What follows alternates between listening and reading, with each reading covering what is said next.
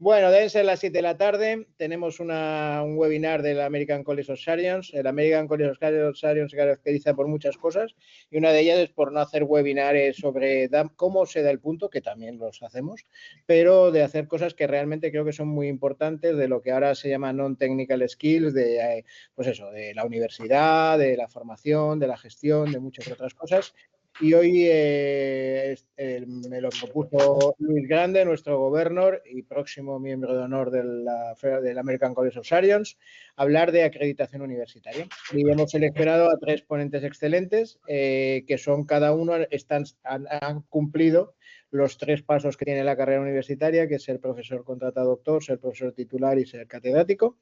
Y Mario Serradilla, profesor contratado doctor en la Universidad de Granada y seguramente futuro profesor titular, pues nos hablará de cómo acreditarse para profesor contratado doctor.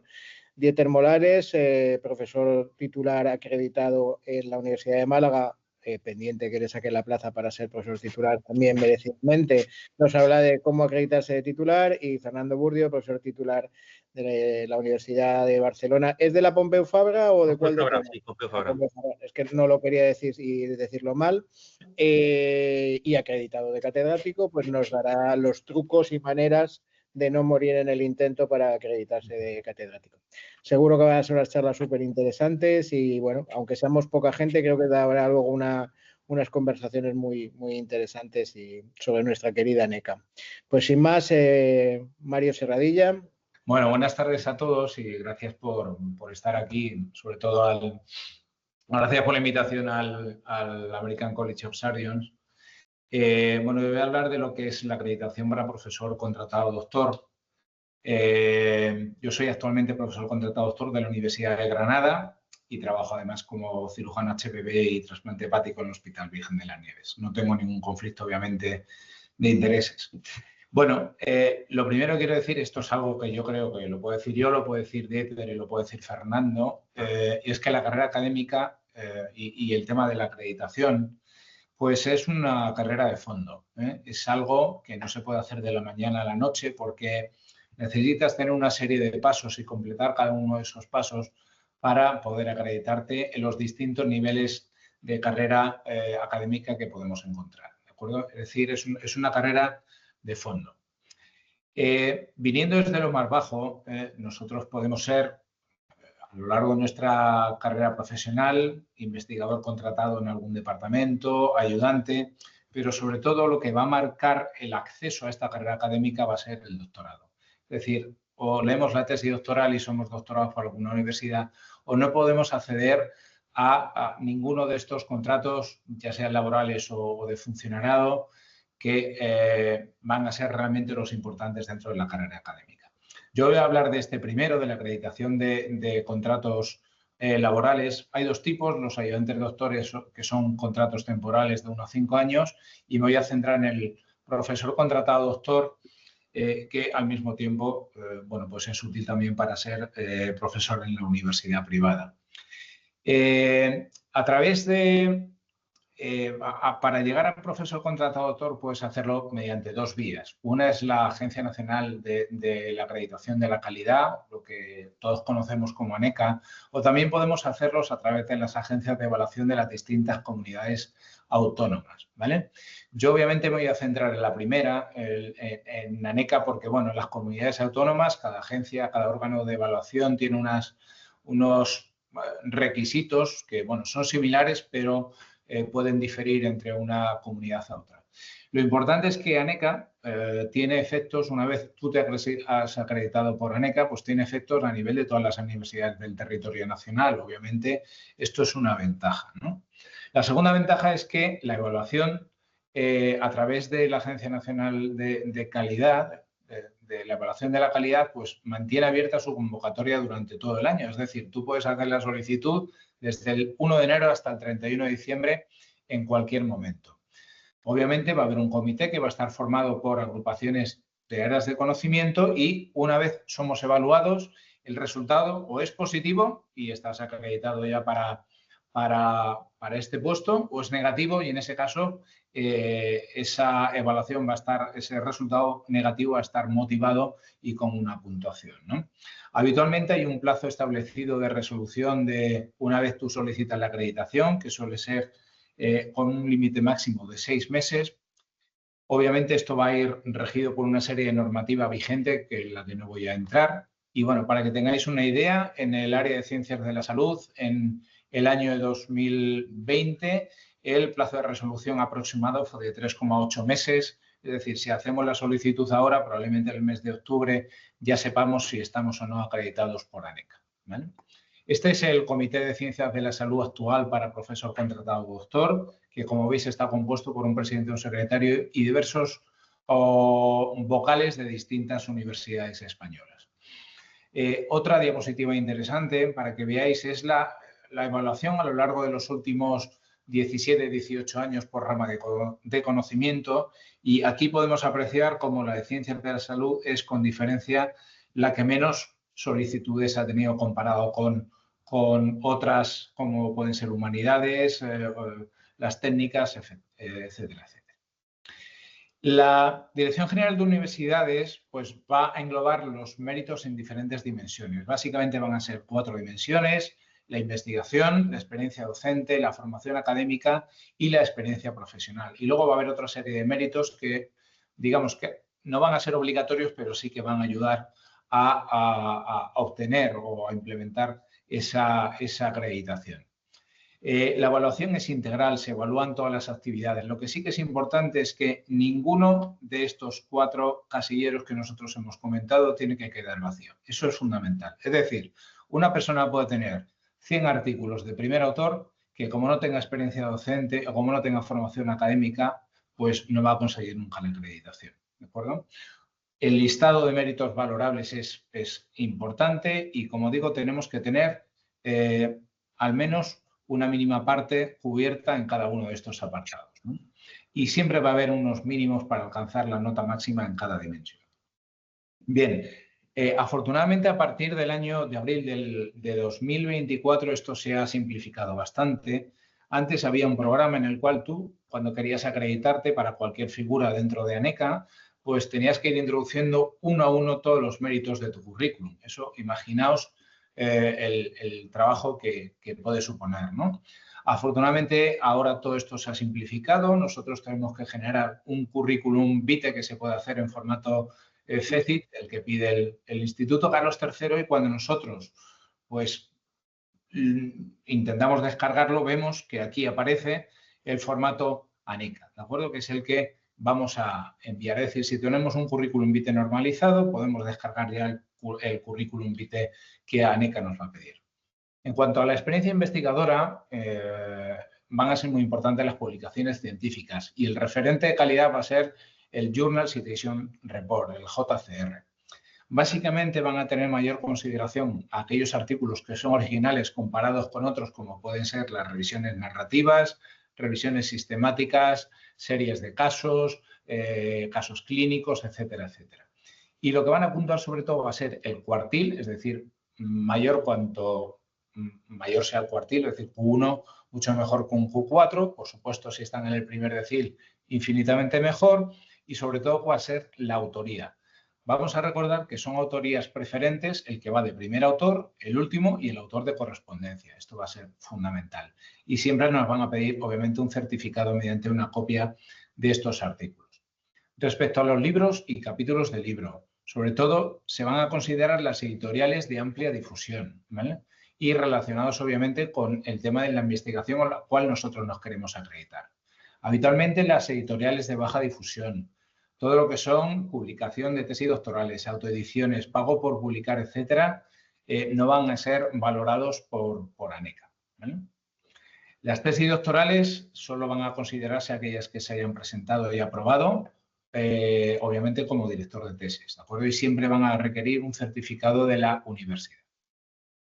Respecto a los proyectos de investigación es fundamental esto, es decir, que sean proyectos de investigación competitivos. Va a ser fundamental también el grado de participación, se valora mucho más ser investigador principal que investigador colaborador, y también se evalúa la duración y también la cuantía económica de la beca, ¿de acuerdo? No se van a valorar todo lo que sean ensayos clínicos ni proyectos de investigación que tengan financiación no competitiva, ¿vale? Esto es algo que hay que tener en cuenta. Y, obviamente, van a necesitar estar acreditados convenientemente, ya sea por el vicerrectorado, la institución que concede la ayuda o el organismo que gestiona el proyecto. No es válida la certificación del investigador principal que se ha utilizado habitualmente en los últimos años. Y también saber que los contratos de investigación con cargo a un proyecto no se van a computar, ¿vale? Respecto a la participación en congresos y reuniones, pues obviamente va a ser fundamental qué grado de participación. Es decir, puntúa más una comunicación oral en un congreso internacional que un póster en un congreso regional. Eso es obvio. También van a ser muy bien valoradas las ponencias invitadas a congresos. Del mismo modo, van a ponderar más aquellas internacionales por encima de las nacionales y por encima de las regionales, ¿vale? Siempre se va a limitar el número de participaciones a un mismo congreso, pero es cierto que por lo menos con lo que está publicado en la agencia, en ANECA, pues ahora mismo ese número es desconocido. Respecto a la docencia, se valora exclusivamente la docencia universitaria. Todo lo que sea docencia extrauniversitaria no se va a tener en cuenta. Se van a valorar cuáles son los cargos ocupados y en esto es importante. La universidad siempre quiere que nosotros vayamos de menos a más, es decir, intentar pues, ser profesor asociado, profesor contratado, doctor, profesor titular, catedrático, ¿no? Eso le gusta mucho a la universidad. Entonces, si antes de ser profesor contratado, doctor, podemos ser profesor asociado, mucho mejor, ¿no? Por supuesto, las horas impartidas y siempre tiene que estar acreditado convenientemente. Importante, no son válidas las certificaciones de los directores o secretarios del departamento, excepto que seamos becarios, ¿de acuerdo? Eso es muy importante. También es importante en la docencia tener evaluaciones positivas de la actividad realizada. Es decir, si nosotros hemos sido profesores asociados, hemos dado clase durante un curso y nos hacen una evaluación, el que esa evaluación haya sido positiva por parte de los alumnos nos cuenta también de forma muy positiva a la hora de estar acreditado. También se evalúa la formación en cuanto a docencia, tanto como discente como docente, ¿de acuerdo? Y la elaboración de material docente, por ejemplo, los manuales de las distintas o publicaciones de las distintas asignaturas que tan de moda están actualmente en nuestras facultades, ¿de acuerdo? Finalizo ya con la formación académica. Estos son, digamos que méritos complementarios, por así decirlo. Obviamente, se valora la formación vía MIR o equivalente, tener una tesis doctoral con mención internacional, tener dobles titulaciones o especialidades. También se valora el estar en pertenencia de un máster universitario o de un BOAR europeo, tener máster o títulos propios y expertos universitarios. Sin embargo, para ser profesor contratado doctor no se consideran los cursos de especialización, ¿de acuerdo? Sí, aquellas becas competitivas que se hayan podido obtener. Y también es muy importante las estancias en centros de prestigio. A modo de resumen, para obtener una evaluación positiva como profesor contratado doctor por ANECA, es de máxima importancia la producción científica, ¿de acuerdo? Muy importante también la experiencia docente y acreditar convenientemente todos estos méritos. Obviamente, afortunadamente ANECA cuenta con un portal bastante didáctico, con una serie de documentos de ayuda. Hay una guía de ayuda, una serie de preguntas frecuentes, cuáles son los principios y orientaciones de los criterios de evaluación que nos van a pedir para cada uno de los ítems.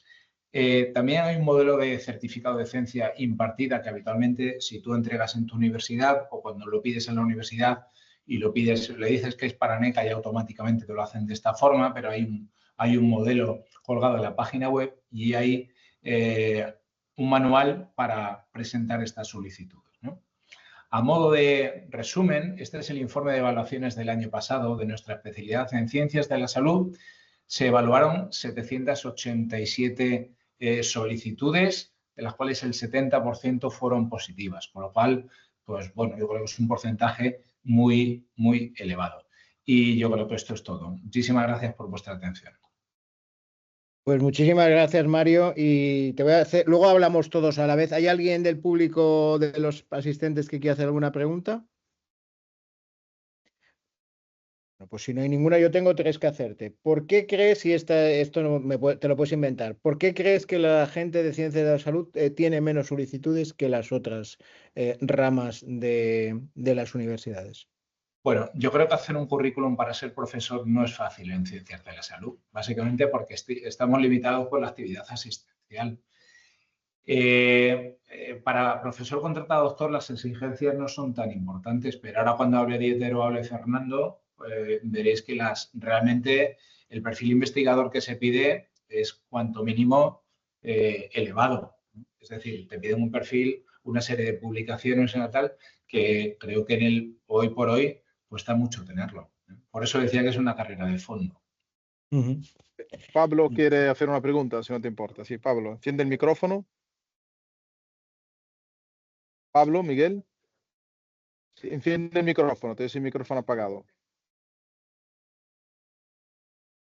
No, no te va el micrófono. No pasa nada. Si Tienes que arriba Tienes que pone micro. por el chat. Perdón, Aquí, ya está. ¿Qué tal? Buenas tardes. Hola.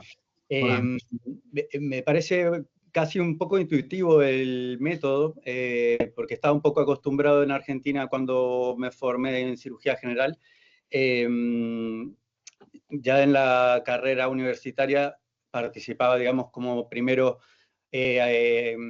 docente ad honorem, obviamente no me pagaban, en la cátedra de anatomía y de fisiología. Y al finalizar la carrera ya había avanzado 2 cargos, digamos, asistente de segunda, de primera y demás, y me iban comentando cómo era esa progresión para después acceder a un doctorado y cómo, digamos, la manera de puntuar y que es claramente muy difícil de llevar, sobre todo en la residencia, que me costó muchísimo, digamos, más que hacer pósters. O sea, hacer, digamos, una publicación de alto impacto, lo hice ya de fellow. Así que me parece que es la...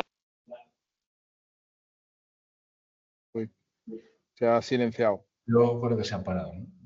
Se ha silenciado otra vez. No pasa nada. Uy, Sí. perdón. Aquí estamos. No sé dónde se ha cortado, digamos, pero qué bueno. Que era más fácil de fellow, cuando ya eras fellow. Exacto. Ya de fellow, digamos, teníamos, digamos, un poco más de tiempo y aparte residentes que ayudan siempre más. Cuando uno es residente por ahí en Argentina hace todo solo. Y luego lo que quería consultar, que justo ahora estoy presentando todos los papeles para homologar la especialidad en el Ministerio de Salud. Es muy parecido, digamos, todos los procedimientos, todos los documentos que hay que presentar tienen que estar perfectamente acreditados, certificados y demás, lo cual lo hace complejo. Es complejo. Pero bien. Muy a gusto. Muchas gracias. Creo que la principal también antes, José Manuel, a lo que decías, es que de esto no se habla en las facultades. De la carrera académica, al menos a mí, en la facultad no me hablaron. O sea, yo tenía conocimiento de ella porque yo tenía compañeros que eran profesores universitarios y han sido ellos los que me han metido el gusanillo en el cuerpo. Pero creo que es algo que es una opción que ha estado olvidada durante muchos años. Y creo que a la vista está. Las universidades ahora mismo están vacías de profesores, ¿no? Por lo menos en medicina. O eso creo. Bueno, pues vamos con Dieter. Ya hemos pasado, ya somos contratados doctores, nos hemos dejado media vida en ello y ahora queremos ser titulares. Y entonces viene Dieter y nos va a contar cómo vamos a hacernos titulares. A ver, cuando quieras. Bueno, pues lo primero de todo, agradecer al capítulo español del American College la invitación para participar en esta webinar. Y bueno, yo lo que quisiera es pues animar a toda la gente a que mire, que indague y haga este tipo de procesos. Y voy a decir algo positivo, hombre. Pues aunque luego tengas la acreditación, como la tenemos algunos de nosotros, y estamos en el banco de la paciencia esperando y esperando, a que saquen la plaza, lo más importante es tener la acreditación. Y la buena noticia es que ahora mismo parece que las cosas se están simplificando, ¿vale? O sea, lo digo por lo siguiente, yo me he acreditado por el sistema antiguo. Yo, respecto a la pregunta, Mario, que te habían hecho, pues evidentemente nadie te dice nada. Yo me acredité para ayudante doctor, pues yo creo que al poquito de sacarlo la NECA, y me dijeron que no para contratado doctor. Después me acredité en el 2015 para contratado doctor y universidad privada, y me dijeron que no para titular por primera vez. Y bueno, y ya no más, porque ya me dijeron que sí. Y después, pues ya el año pasado, por el sistema antiguo, que del cual no voy a hablar porque ya está cerrado y ya no podemos trabajar de esa manera, ¿vale? Pero ahora parece que es más sencillo, menos laborioso en cuanto a los papeles, más intuitivo, y sí que ha habido una serie de cambios importantes que yo creo que merece la pena que conozcamos a la hora de hacer las cosas, por lo menos la información que yo he podido recabar, porque yo ya dije a mis compañeros, nos hubiera gustado pues que hubiera habido gente realmente que esté imbricada en esta situación, en la evaluación y demás. Lo que pasa es que, bueno, pues se genera un poquito de conflicto de interés. Entonces, yo no sé cómo están evaluando con lo nuevo, pero sí tengo pulsaciones un poco de lo que parece que se pretende hacer. Y todo esto deriva, pues, yo soy un devorador de boletines oficiales. Me levanto a las 5 todos los días y me leo el boletín oficial del Estado, lo que me interesa, y el de la Junta de Andalucía, que es donde vivo. Y es importante que os familiaricéis con estas cosas, porque es aquí donde te enteras de los cambios, etcétera, etcétera.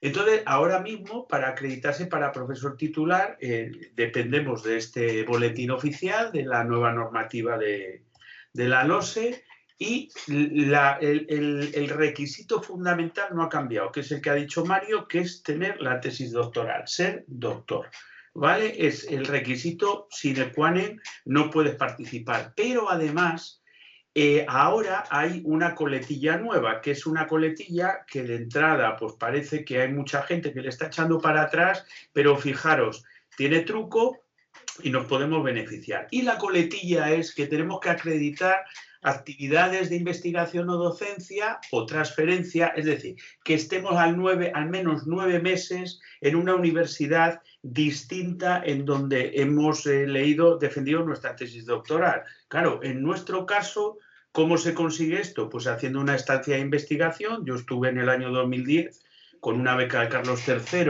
un año en la Universidad de Harvard, o moviéndote a otra universidad distinta a donde tú has leído la tesis doctoral. ¿Qué es lo que ocurre? Pues que cada vez es más difícil que te den una bolsa de ampliación de estudios como la que tuve yo, porque ahora te piden ser investigador principal de un proyecto FIS, etcétera. Y dos, pues bueno, salvo que te muevas, como hice yo, por concurso de traslados, o gente que también que estáis aquí, que os habéis movido de universidades, pues si has estado siempre en la misma comunidad autónoma es complicado. Pero hay una serie de exenciones a las estancias. Esta diapositiva y la siguiente son un poco rollo, porque dice si eres contratado doctor, ayudante doctor, etcétera, etcétera. Pero mirad, para ir al grano, también para las personas que hayan estado de baja largo tiempo, que hayan estado al cuidado de hijos, etcétera. Pero mirad, para nosotros, dice, si en el año 2023, cuando salió este boletín, tú eras profesor asociado y estabas acreditado para ayudante doctor o contratado doctor, estás exento de esta necesidad de haber realizado una estancia de 9 meses, que es prácticamente un año, que yo creo que esto nos limita o limitaría a muchas personas, de manera que la gente que tenga una relación con la universidad de profesor asociado o contratado doctor o ayudante doctor, y hablo de ciencias de la salud, de lo nuestro específicamente, pues estaría exento de esta normativa. Por tanto, volveríamos un poco al sistema antiguo. Único requisito, ser doctor, tener la tesis. Para ser acreditado con la normativa nueva, tienes que superar una fase investigadora, una fase docente y una fase de actividad profesional. También para nosotros, por la falta de profesores que hay, se ha tendido y se ha favorecido es decir, nosotros tenemos una actividad asistencial que nos lleva la mayor parte de nuestro tiempo y de alguna manera se ha posibilitado que esta actividad asistencial sirva. Y de hecho, para la gente que hemos hecho la residencia vía MIR, pues simplemente con el haber hecho la residencia vía MIR, esos 5 años de actividad profesional, pues ya nos lo tendríamos compensado. Para que la evaluación sea favorable, tenemos que conseguir un 50%, es decir, un mínimo de un 50% en los 3 apartados, que es investigación, docencia y en actividad profesional. Pero insisto, en la actividad profesional nuestra, simplemente con la residencia ya nos cubriría. Y ahora os voy a decir un poquito cómo ha cambiado, porque sí que hay cambios sustantivos en cuanto a la evaluación de esa actividad investigadora o esa actividad docente. Mario insistía mucho en el JCR, en el tercil, en el cuartil. Bueno, pues esto parece que ahora ha cambiado y no es exactamente el cuartil o el decil, sino una serie de características que os voy a comentar ahora, lo que más se va a valorar en las publicaciones. Mirad. Ahora mismo, yo cuando me acredité, lo que se me exigía era que tenía que tener, como dijo Mario, pues una serie de publicaciones en Q1, que se podían compensar si tenía más publicaciones en Q2. En total, pues te pedían un montón de publicaciones y muchas veces en ciencias de la salud, estar en medicina clínica, en cirugía, que es nuestro área, pues es realmente difícil.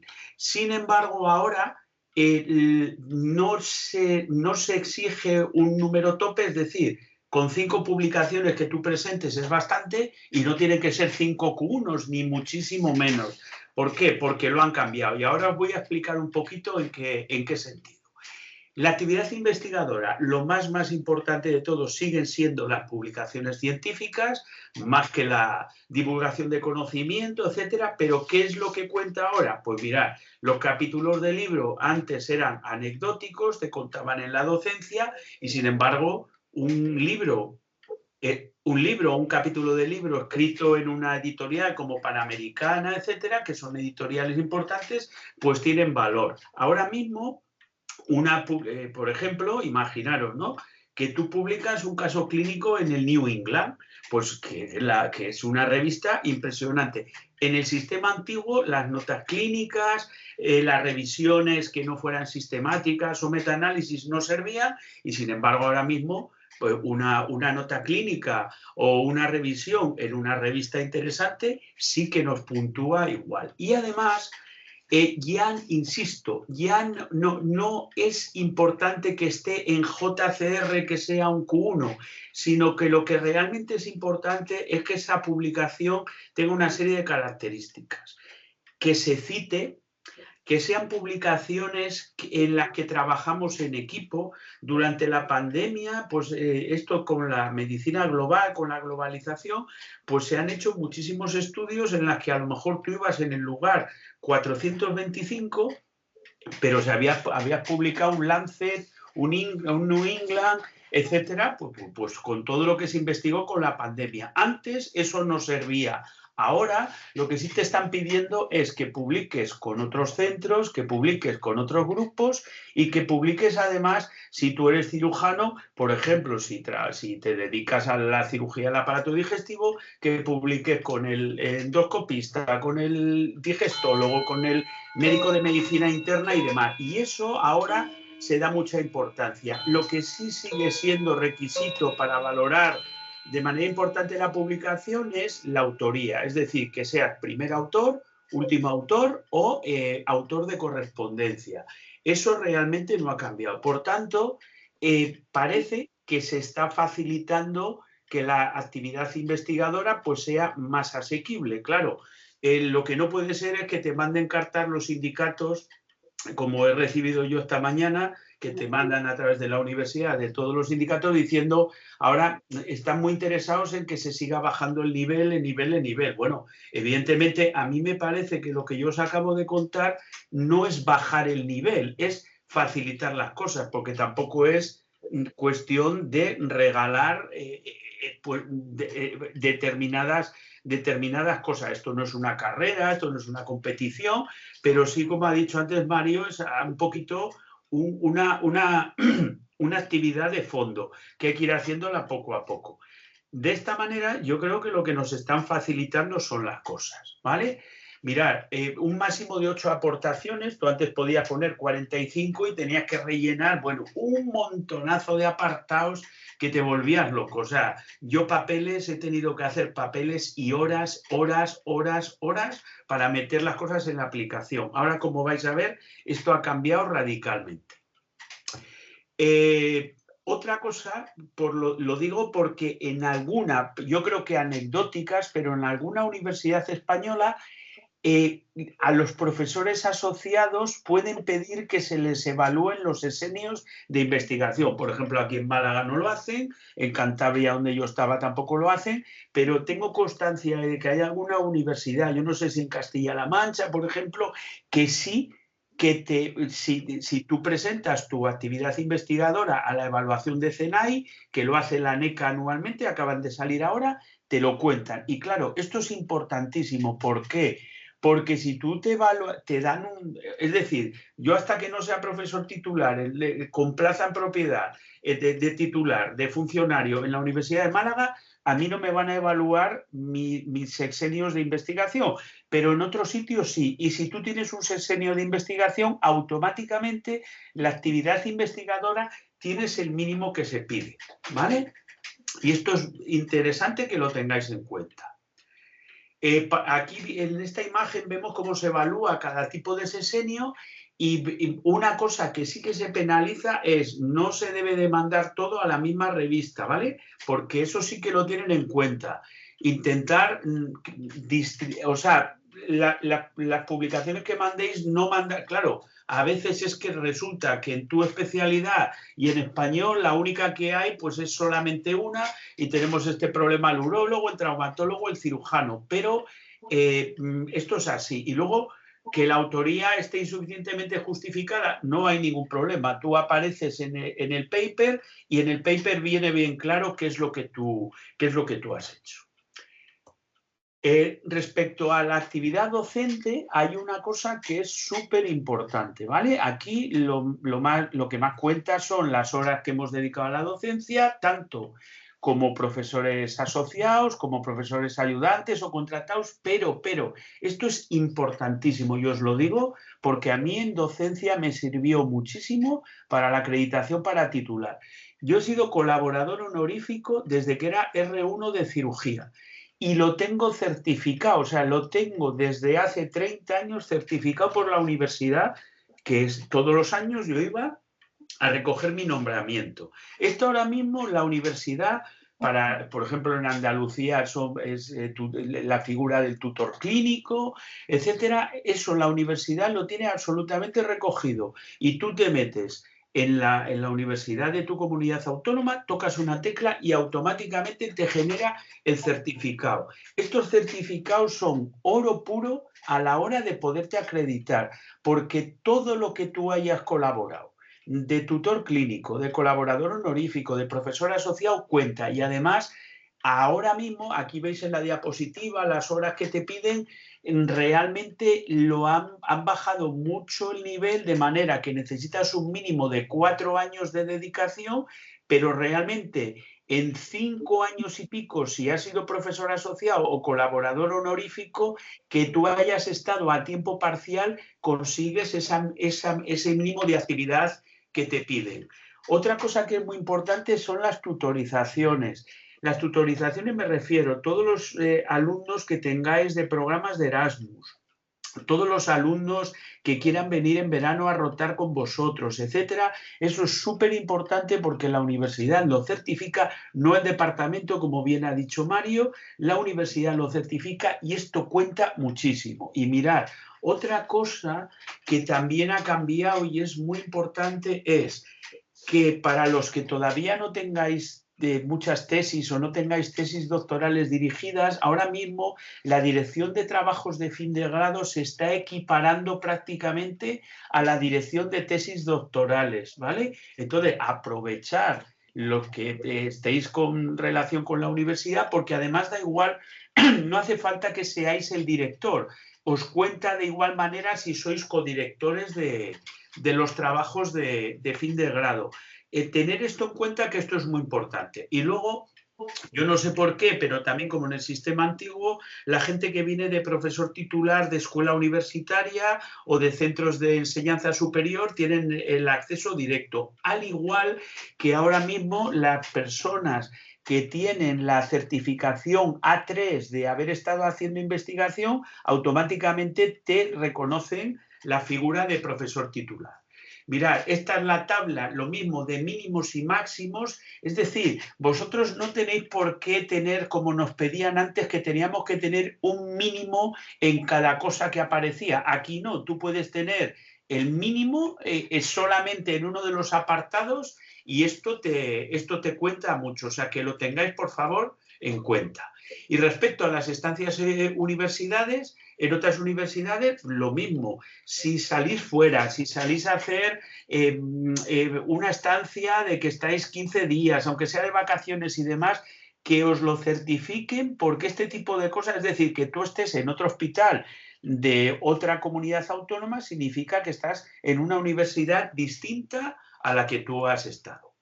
Y lo que os decía, la experiencia profesional a nosotros sí que nos lo van a primar y nos van a ayudar, de manera que podemos incluir el periodo de formación especializada, es decir, el MIR, los años de MIR, y prácticamente con eso tenemos el tiempo mínimo exigido de experiencia profesional. Y bueno, simplemente voy a acabar con esto, ¿vale? ¿Qué tengo que presentar en la aplicación? La hoja de servicios de la universidad y la hoja de servicios del hospital. Lo mismo, eso, tocas la teclita del ordenador y la universidad te saca automáticamente tu hoja de servicios como tutor clínico, como profesor asociado, como permanente laboral, lo que sea, o en el caso del trabajo en el hospital, lo mismo, como cuando te vas a presentar una OPE, tocas y te saca a fecha de ahora mismo el tiempo trabajado. Una cosa que es absolutamente fundamental que sepáis y que tengáis en vuestro ordenador. Tenéis que tener un certificado digital de la fábrica de moneda y timbre y tenéis que tener la aplicación de firma digital funcionando. Y lo digo porque a veces lo que tenemos un Mac, por ejemplo, pues es un lío absolutamente terrorífico lo de las firmas. Y lo más, a mí yo creo que después de la paliza que me di, de los meses que estuve metiendo papeles y información a la aplicación, para mí al final lo más difícil fue el registrar la aplicación para ya dar el último paso para que empezaran a evaluarlo, ¿vale? Otra cosa que es muy importante es que pidáis, por favor, la evaluación de los alumnos. Esto también es oro puro. Una evaluación positiva de vuestra actividad por parte de los alumnos es algo que cuenta muchísimo en la evaluación de la docencia. Hay que firmar una declaración de veracidad y, bueno, pues si tenéis cualquier tema de discapacidad, de todo este tipo de cosas de que habéis estado cuidado de hijos, pues lo mismo, se certifica y ya está. Y mirad, ¿cómo se genera el modelo de currículum? Esto sí que ha sido un salto cuantitativo y cualitativo. Nos metemos aquí y entonces te viene una explicación de todos los pasos de cómo generáis el currículum modelo ANECA. De manera que con que metáis esas 5 publicaciones mínimas es bastante. Y, por último, a ver cómo salgo yo ahora de aquí. Que esto... A ver. ¿Cómo salgo? Si quieres dejar de compartir, dale ahí donde le has dado a la... A ver. Es Baja que... esto. Ah, no, un segundito, ya está. Y mirad, aquí aquí tenemos, si nos metemos aquí, tenemos toda la normativa, el procedimiento, los criterios de evaluación, las comisiones, las acreditaciones concedidas, todo. Y esto es interesante por lo siguiente, porque os vienen documentos de ayuda, ¿vale? Mirad, a ver. Preguntas frecuentes del programa Academia. Esto parece que es una tontería, pero esto, fijaros, yo os aconsejo incluso que lo imprimáis y lo tengáis en la mano y lo vas leyendo, porque o sea, es muchísimas cosas, pero es lo único que os van a ayudar. Y os explico por qué. Olvidaros de escribir a la NECA por correo, llamar a la NECA, etcétera. Ni cogen el teléfono, ni contestan los correos, ni nada por el estilo, ¿vale? Entonces, este tipo de manuales que vienen aquí en la página de la NECA os van a ayudar muchísimo, ¿vale? Y yo creo que con esto ya he terminado. Muchísimas gracias por vuestra atención. Empezamos, Fernando, a ver, pues comparte pantalla y nos cuentas si ya tienes 3.500 años, 6 nietos y bisnietos y ahora quieres ser catedrático. La verdad es que los conferenciantes precedentes lo han hecho tan bien que me han quedado muy pocas cosas. Lo primero, muchas gracias a todos y especialmente al Colegio Americano de Cirujanos por invitarme. La verdad es que se ha dicho casi todo de la acreditación en general. ¿Estáis viendo la pantalla en estos momentos? La verdad es que casi todo que se ha dicho de forma bastante exhaustiva, pues ya hace referencia también a la acreditación de catedrático. Por lo tanto, me centraré solamente en los aspectos específicos, que son pocos, en lo referente a esto, ¿no? Lo que sí que ya de entrada tengo que decir que los criterios de evaluación, que es lo que más en lo que más voy a insistir, ha cambiado completamente desde, como se ha comentado también previamente, desde que apareció el Real Decreto el 678 del año 23. Bueno, por repetir un poquito, ¿qué es la acreditación ANECA o por agencias autonómicas? Bueno, pues desde luego que es el requisito obligatorio para optar a la plaza de catedrático en cualquier universidad pública española, ¿no? Normalmente se accede, se ha comentado un poco ya en las conferencias precedentes, la ANECA es generalmente para plazas de funcionario creadas en las universidades y normalmente se accede a la acreditación por agencias autonómicas para las plazas no de funcionarios, las plazas laborales que aparecen en algunas comunidades autónomas, por ejemplo en Cataluña, ¿no? En Cataluña hay plazas que se crean de funcionario y ocasionalmente son plazas laborales. La mayoría que se han creado en los últimos años, como por ejemplo la mía, son laborales. Entonces, para esas plazas, en teoría puedes acceder con la acreditación ANECA o con la acreditación autonómicas, pero en la práctica se exige la acreditación autonómica. La acreditación ANECA es opcional. Y para las plazas de funcionario, como hemos dicho, pues es absolutamente imprescindible la ANECA. Y, bueno, aconsejable tener la autonómica, aunque no obligatoria. Entonces, ya hemos referido esto. El ámbito, evidentemente, son las universidades públicas españolas como la nuestra, la de la Pompeu Fabra, de aquí de Barcelona. ¿Qué méritos y competencias son las evaluables? Se ha comentado bastante bien. Tradicionalmente era la investigación. Desde la incorporación de los nuevos criterios, que ya os adelanto que están basados en los criterios DORA, para los que habéis pedido recientemente alguna ayuda del Fondo de Investigación Sanitaria, por ejemplo, o del Plan Nacional, sabéis que los criterios DORA están muy vigentes y tienen que ver una serie de circunstancias que ahora iremos comentando. Pero de modo general diremos que no solamente hace referencia a los méritos de investigación, sino también los méritos de transferencia e intercambio del conocimiento en general. Por tanto, son méritos de investigación, incluyendo transferencia, también de docencia y también de liderazgo. De liderazgo que incluye pues, cargos de gestión, gestión de de grupos de investigación reconocidos por las instituciones, que sabéis que en todas las comunidades autónomas hay grupos de investigación reconocidos por todos esos méritos que tradicionalmente no eran imprescindibles o cuando menos eran muy secundarios, ahora con los nuevos criterios pues se considerarán prácticamente imprescindibles o al menos deseables. Luego finalmente está el bloque que se ha comentado previamente, que ha comentado Dieter, del bloque 4 relacionado con la actividad profesional. ¿Cuáles son los requisitos? ¿Cuáles son los mínimos para conseguir la acreditación para catedrático? Bueno, ya os digo que actualmente no hay una cifra mínima como ya os he comentado previamente, no hay una cifra mínima de méritos y la selección actual se basa en una selección de contribuciones. Una selección de contribuciones que ya está incorporado en los criterios DORA que decíamos antes que se están empleando para el Plan Nacional, para el Fondo de Investigación Sanitaria,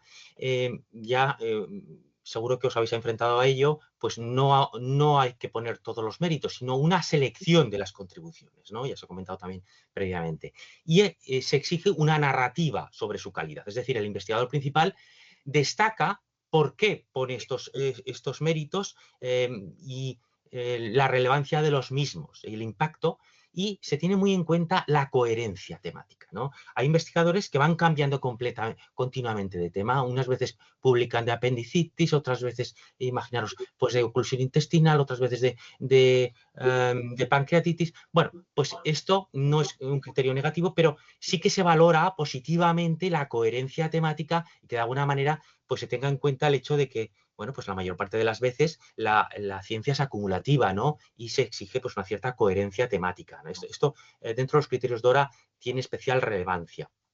Y también el impacto, las citaciones, qué cambios has introducido que puedan tener implicación o repercusión en la práctica clínica, ¿no? Que hasta hace poco, pues, como se ha comentado previamente, pues no se evaluaba solamente el factor impacto y poco más, ¿no? Pero ahora estas cuestiones de relevancia e impacto que aparecen en el apartado de narrativa, que pues son muy importantes para que la comisión tenga presente esas contribuciones, ¿no?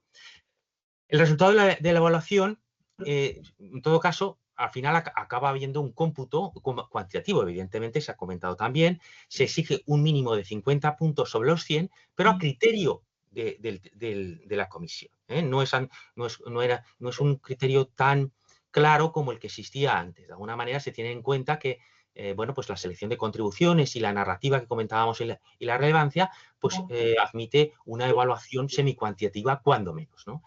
Eso sí, hace falta considerar los 4 bloques establecidos que antes se ha comentado y repasaremos muy brevemente ahora.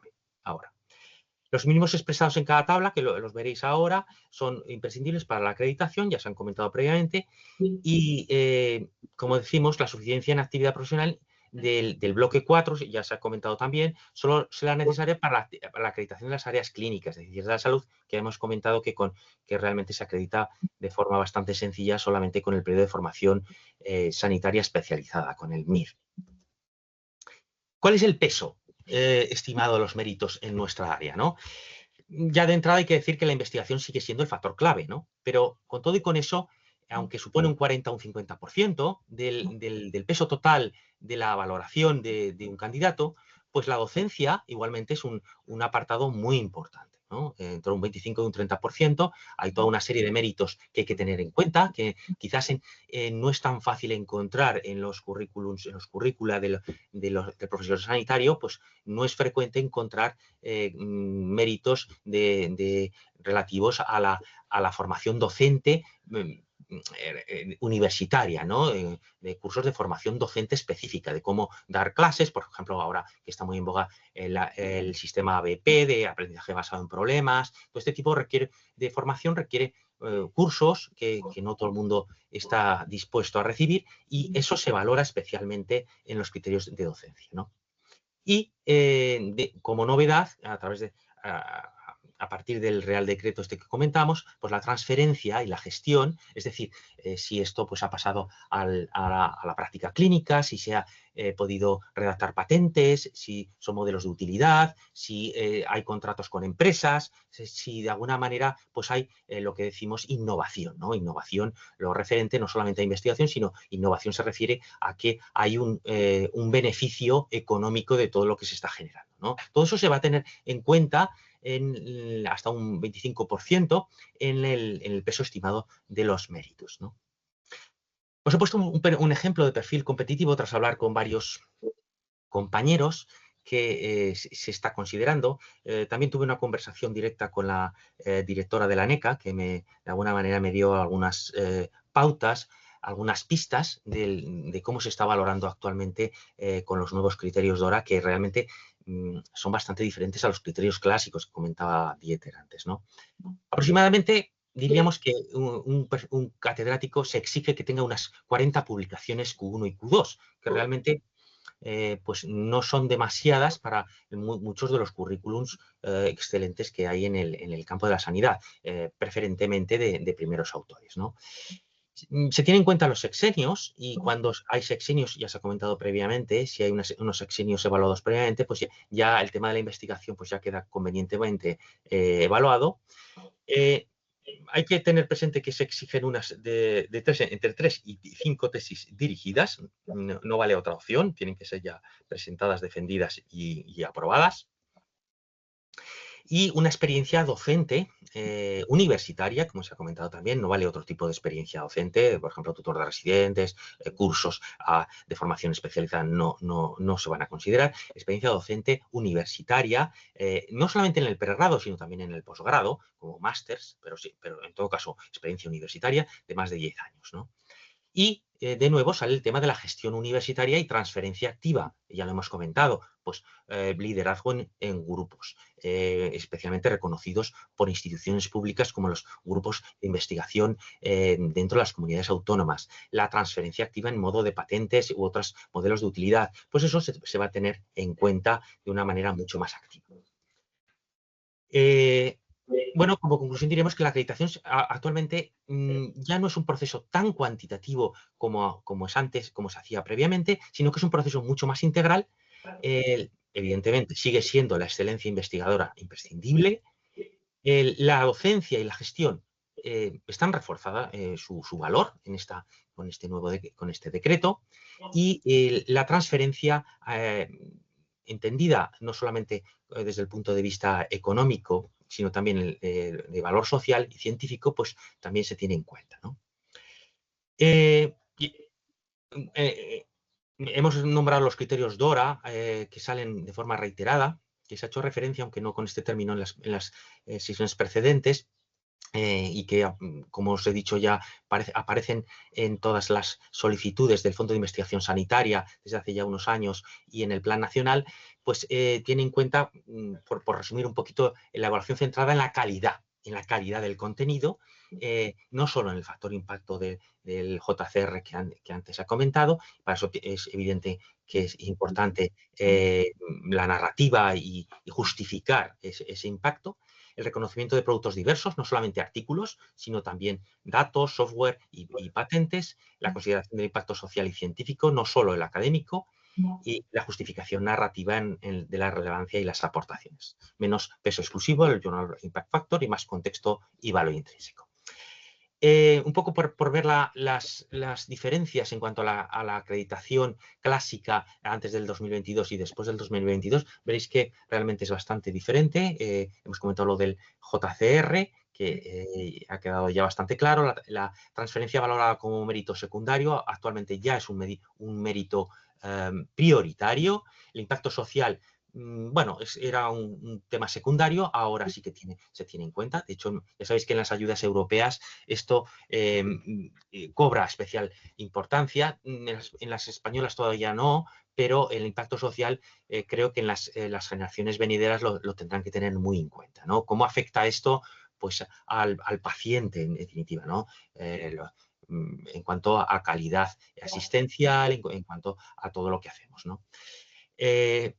antes del 2022 se pensaba que la trayectoria académica era más lineal, o debería ser siempre lineal, el de un profesor universitario, y ahora, pues bueno, se entiende que hay trayectorias más sinuosas, más diversas, pero igualmente muy enriquecedoras, como participación con la industria, docencia, gestión, etc.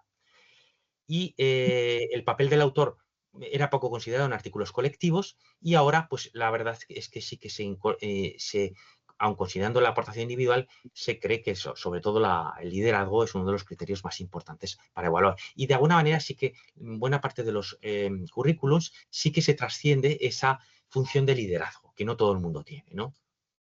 Estos son los criterios que ya se han visto, están publicados, pero bueno, por recordar, hay un mínimo y un máximo para catedrático y profesor titular, a criterio del tribunal. Acordaros, no es estricto el cómputo de estos criterios. Pero en todo caso, que sepáis que hay 4 bloques: el de la actividad investigadora, el de la actividad docente, de la actividad docente, y para eso sí que tiene que ver pues, todo el tema de calidad de actividad docente e innovación docente, como hablábamos previamente.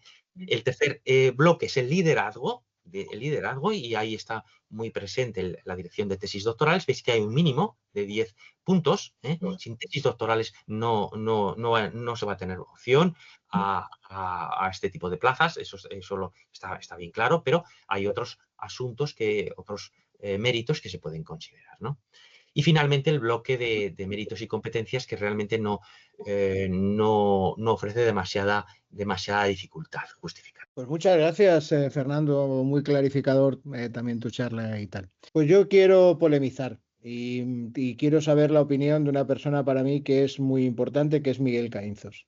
A mí me parece que veo a los nuevos criterios de ENECA un problema, y es la subjetividad.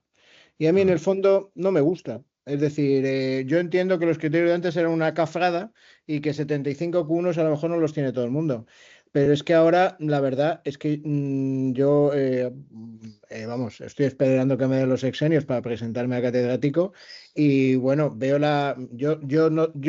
voy a deciros una cosa, yo os admiro profundamente, yo soy incapaz de pedir eso. O sea, lo digo así, yo he pagado todas las veces para que alguien me lo prepare, y cuando he leído lo que me ha preparado la persona, me parece que es filosofía de vida.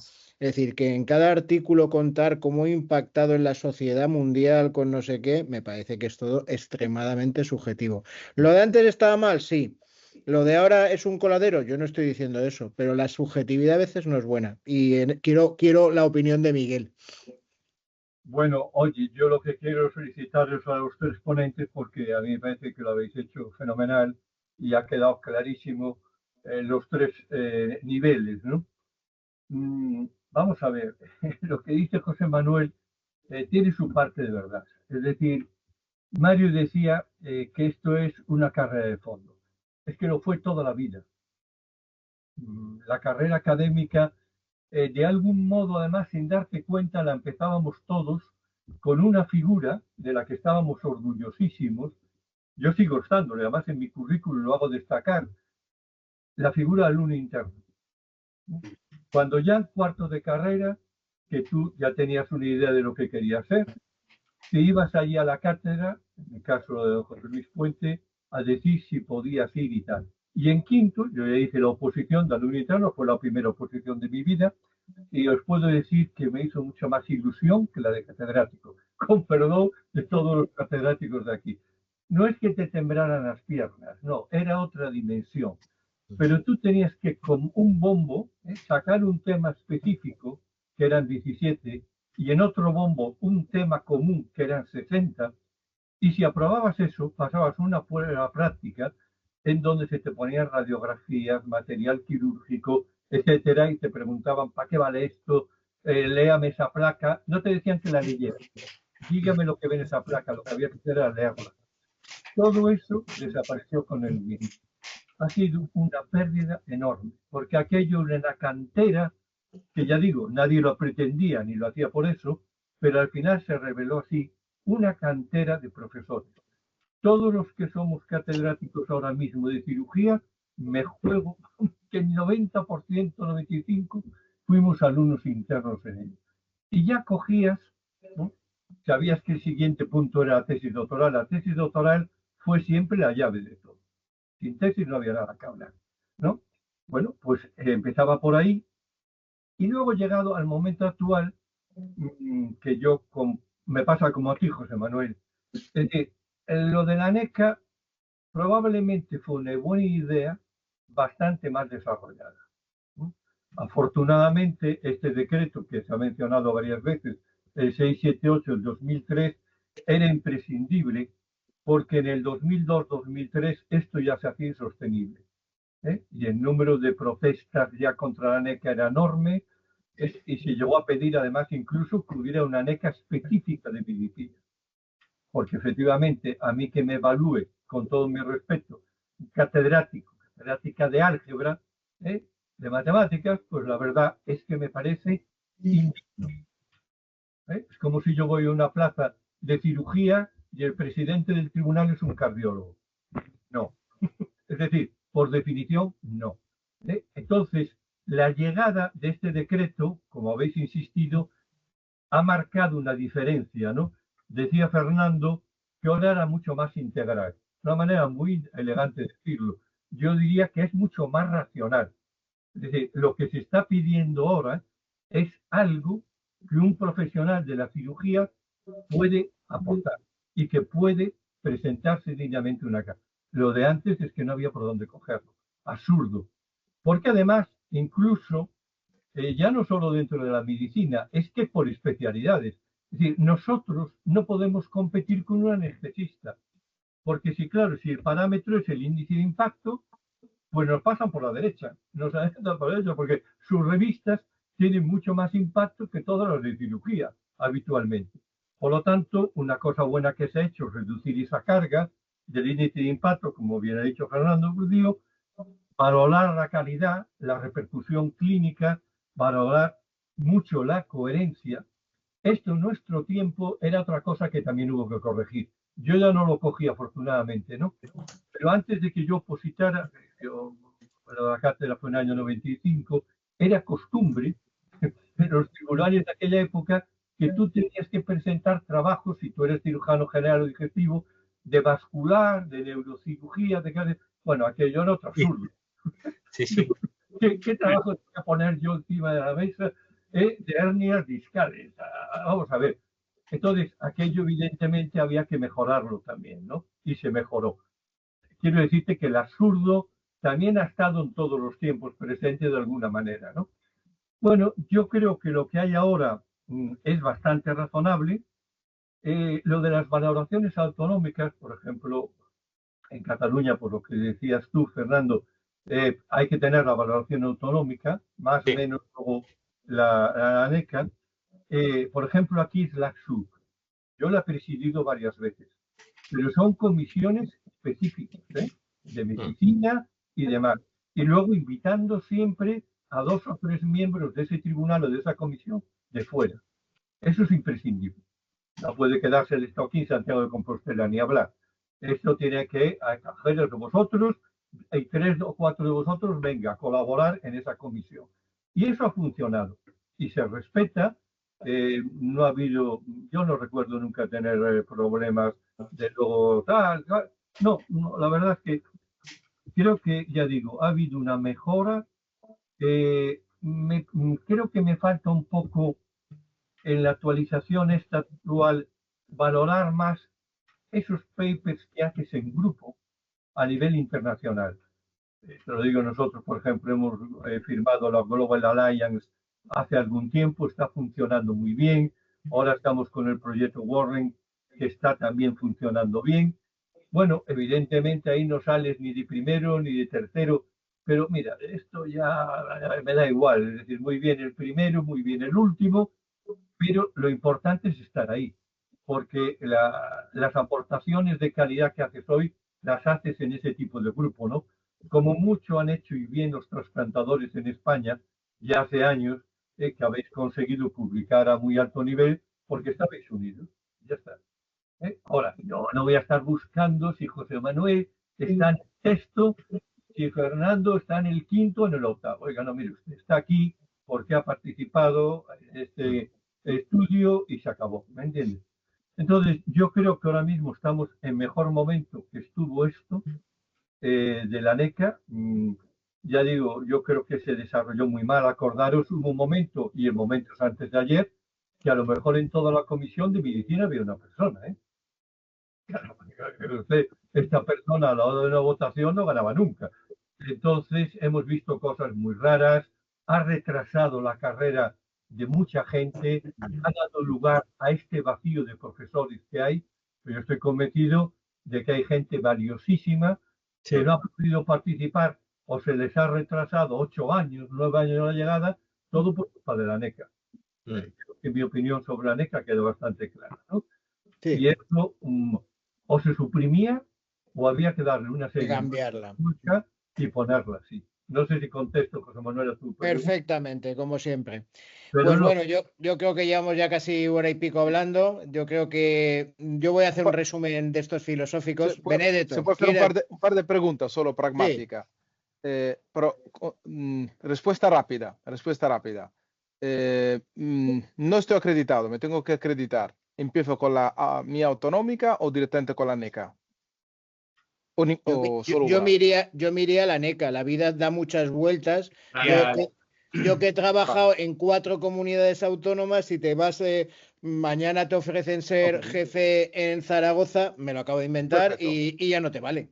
Entonces yo creo que es decir, como los papeles ya los tienes preparados, que quieres presentarte a la autonómica, vale, pero yo creo que a no ser que no te vayas a mover de tu vida nunca, de la ciudad donde vives y tal, que eso nadie lo puede decir, yo creo que vale la pena la nacional porque te da una versatilidad que no te da una autonómica. Estáis de acuerdo. Luego,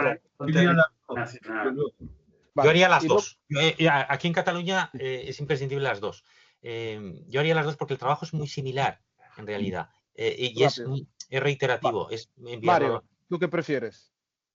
Yo, sin duda alguna, a NECA. A NECA, directamente. Vale, ahora, todo esto, evidentemente, sabéis que es válido para todo el territorio y nunca sabes lo que te va a pasar. Creo que ninguno de nosotros ha preparado el currículum solo y todos los papeles. Imagino que os basáis en algunas personas. Para que la gente lo sepa. No, espera. Dieter, respuesta rápida. ¿Tú lo has preparado tú solo? Sí, a mí no me lo han hecho. ¿Cuántos tiempo has tardado? Muchos meses. Yo también lo hice solo, ¿eh? El de titular, el de la NECA y el de la ACU lo hice solo. Vale, perfecto. Y tanto en esta ocasión como en el 2015, cuando me echaron para atrás de titular, por lo que dice el profesor Caínzos, porque en aquella época pues no había médicos en las comisiones y lo recurrí todo y dio lo mismo, pues porque no tenía nada que ver. Lo he hecho yo solo, son horas. Mario. Ahora es bueno hacerlo tú, ¿eh? Mario, en el momento que además me quiero poner delante de un tribunal, quiero tener amarrados todos los hilos. Vale, Mario, dejamos a Mario, a ver qué te quiere decir. Mario. No, yo creo que actualmente, como ha dicho José Manuel, con la subjetividad que deja al tribunal la valoración que hay que hacer, yo creo que recurrir a alguien que tenga experiencia ya en acreditación es importante. Eso es o al menos yo lo considero así. Yo es cierto que cuando empecé a hacer la parte narrativa para profesor titular, pues es que no sabía ni por dónde cogerlo. Perfecto. Hasta que imagino. Habitualmente hay secretarias que se ocupan y que lo hacen y todos los conocemos, pero ahora el sistema nuevo lo ha simplificado. Es que ahora mismo lo único que yo creo que una secretaria no te puede, con lo que ha explicado Fernando, de cómo tienes que justificar ahora tu publicación. Ahora ya no es poner el JCR ni el Q. Ahora es...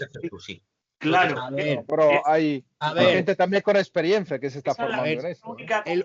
El único problema que tiene buscar una persona es pagarle. O sea, es así. Es decir, esto es un desquicie, es menos desquicie ahora que antes. Lo de antes era desquicie de psicopatía dura. Pero que te quiero decir yo, es que. Yo creo que no se contradice, ¿eh?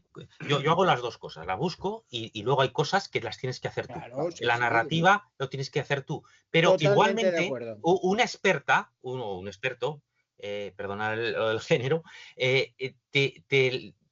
te hace las cosas mucho más sencillas y mucho más eficaces. Por ejemplo, ellos saben dónde buscar, en qué bases de datos buscar, índices de impacto que tú no lo vas a encontrar. Yo acabo de pedir los sexenios y entonces me dijo la mujer, porque era una mujer, tienes que poner 3 artículos en un repositorio. Yo no tenía ni idea y ahí que me puse en mi universidad a subir el repositorio. Es decir, que tengas una persona no quiere decir que no vayas a hacer nada. Exactamente. Pero vamos a ver, yo en la vida que llevo o soy muy torpe o me gestiono mal el tiempo, pero yo no tengo tiempo. Por cierto, os diré que meter los datos, eso cobran 2.000 euros. Os lo digo para que lo sepáis, porque como nadie lo ha dicho, lo digo yo. O sea, vale 2.000 euros. Esto tiene un coste importante. La verdad que creo que haría falta una agencia un poco más estructurada que nos pueda ayudar, porque eso se deja un trabajo individual de secretaria con más o menos experiencia. Última pregunta y cerramos, que es curiosidad. Yo lo digo desde fuera, además lo pregunto a Bazorla. ¿Cuánto cobra un profesor de básico, titular y catedrático en España? ¿Esto compensa económicamente? Pierdes dinero. Así de claro, vamos a ver, no, pierdes dinero. El tema es el siguiente, yo firmé la plaza el 13 de diciembre. Muy rápido, firmé la plaza el 13 de diciembre. Tuve mucha suerte porque los sexenios se pueden pedir del 20 de enero al 1 de febrero. Si te dan la plaza el 15 de febrero, ya tienes que esperar un año a pedir los sexenios. Pedí los sexenios, parece que van a ser esta semana y parece que me van a dar 3. Si me dan 3 sexenios, entonces cobraré un poco más de lo que cobraba antes, pero mientras no cobras menos. Luego te lo pagan retrospectivamente. Entonces, todo depende de los sexenios que consigas. Si tú tienes pocos sexenios, el beneficio es ninguno. Tiene otros beneficios. Tú, ser profesor, que es muy chulo. El tema de que ya no dependes de un hospital, ya puedes irte a la universidad. Tiene miles de ventajas, pero económicamente es un desastre. Hablamos, para que tenerlo claro, de centenaros de euros, no hablamos de miles de euros. Yo creo que la respuesta hay que matizarla un poco porque en España ahora ha cambiado mucho por comunidades autónomas, pero en general la mayor parte de las plazas son plazas vinculadas, con lo cual tradicionalmente había 2 sueldos, ¿no? 2 sueldos que eran aditivos. Ahora hace ya muchos años que no son aditivos, pero sí que es un surplus, al menos yo tengo 2 nóminas. Tengo una nómina del hospital y se suma la de la plaza vinculada, que no es aditivo. En el sentido de que no es lo que cobra un profesor titular de Derecho, por ejemplo, lo que se le suma, pero sí que aproximadamente son alrededor de los 1.000 euros, 1.500 euros, dependiendo de los sexenios, totalmente. Eso estoy de acuerdo con José Manuel. Ya está, no tengo más preguntas. Así, José, si quieres cerrar. Conseguir los sexenios no es fácil, eso da para otro webinar. Bueno, ha sido un auténtico placer. A los que estáis en el proceso de acreditación, espero que os haya servido. A los que estamos en el proceso de acreditación nos hemos pasado un buen rato. Muy agradecidos a todos. Y bueno, pues como siempre, el American College, pues creo que está para estas cosas, no para charlas a lo mejor absolutamente y únicamente técnicas, sino para otras partes. Y yo creo que también es un marchamo de casa y bueno, pues un placer volver a veros a todos y hasta el próximo webinar. Un abrazo muy grande. Recordar que este webinar también tiene créditos, está acreditado y os puede servir. Y buenas vacaciones. Y que está permanentemente abierto hasta final de año para los que queráis ser nuevos fellows el año que viene. Me he puesto muy contento de ver a algunas de las personas que estuvimos entrevistando el otro día, que están con nosotros en la webinar, que eso es un poco lo que habíamos pedido, ¿vale? Venga, Vale, un abrazo muy grande a todos. Espera, chao, chao.